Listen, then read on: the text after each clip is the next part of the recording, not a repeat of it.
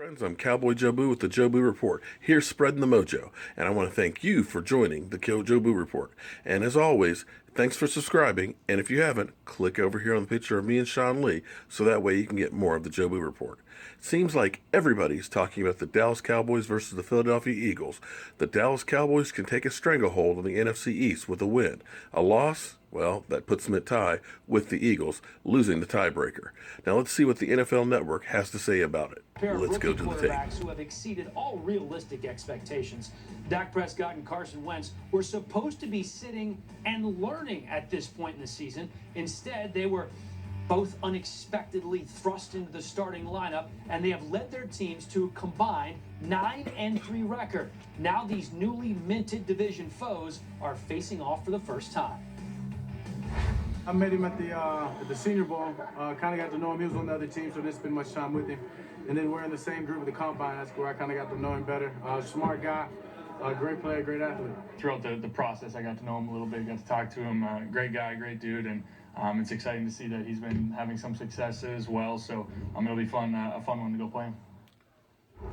We're with both teams. We're going to start in Frisco, Texas, with Jane Slater, who is with the Cowboys. Jane, it looks like Dez is going to be back. Tony Romo practicing, but not ready to go yet, so that controversy on the back burner, at least for now. The Cowboys would be the #1 seed if the playoffs started today. Is there anything that's going wrong down there with the Cowboys?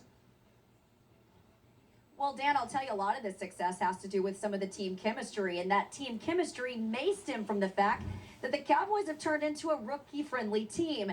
Now, Dez Bryant didn't want to name names, but he said his rookie year, there were guys in this locker room that wouldn't even acknowledge or talk to him. He said he didn't want that to happen. He wanted this to feel like an inclusive locker room. He says he tried to push away for no rookie hazing, and they've been successful the last 2 years. Aside from singing in front of the team, that's about the extent of it. In fact, there was a team dinner just last week, and I'm told nearly all of the team showed up for it.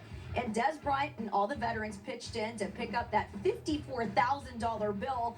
Dez Bryant, his rookie year, got stuck with a $55,000 one himself.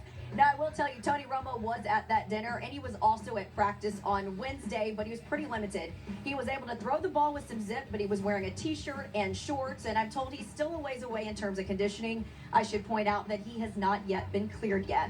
Let's toss this one over to James Palmer and talk about the Cowboys' opponent, the Philadelphia Eagles, this weekend.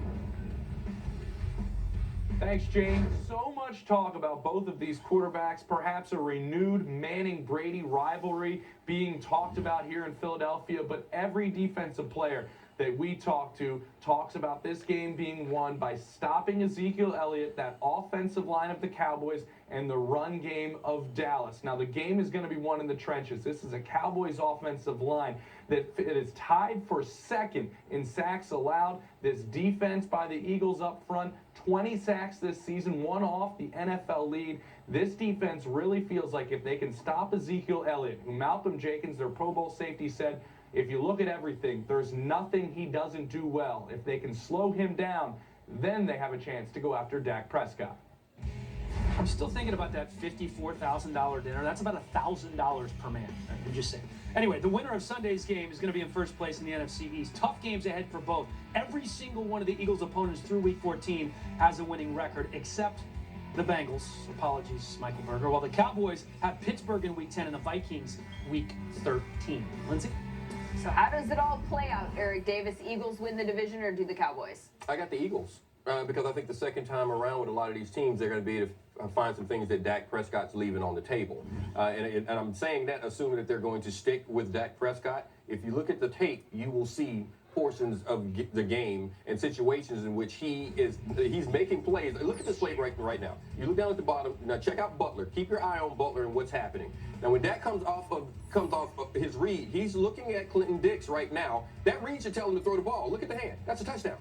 That's a touchdown. Now at the top, corner falls. He makes a play. So I'm not saying he's not making plays. I'm just saying this right here is a big gainer that could have been a touchdown. And you're going to reach a point to where you can't leave those points on the table. And this right here, 1st and 10. Watch what happens on this play. Once again, he's got the bunch up at the top. He's going to go through his progression, make his read. He looks and sees right now this route is covered. You have the safety, Burnett, and your corner in place. Randall's in place. So right now, you got to go backside. Look down at the bottom again. Look at what's there.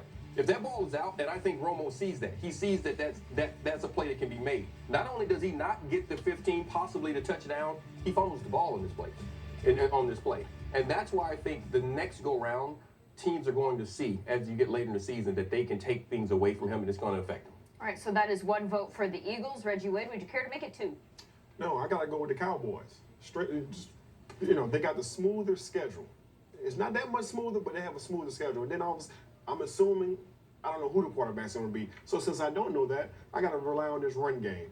I got to use Ezekiel Elliott, who's been tearing the league up in his rookie year right now. The offensive line is doing a great job. Just keep feeding this guy. Keep feeding him and just let him just take you to the promised land. Now, we've talked in the green room, and hey, one thing we know, at some point in time, this guy's going to hit a wall. He's going to hit the brick wall, the rookie wall. But you also have an Alfred Morris in the bullpen who's waiting on you. He hasn't done much this year, but he's averaging 3.9 yards a carry. So whenever Ezekiel Elliott hits that wall, put this guy in here behind that big offensive line and just rely on that run game. One guy who likes the Eagles, one guy who likes the Cowboys. We'll see who looks more right Sunday at 8:30 Eastern. Don't have to wait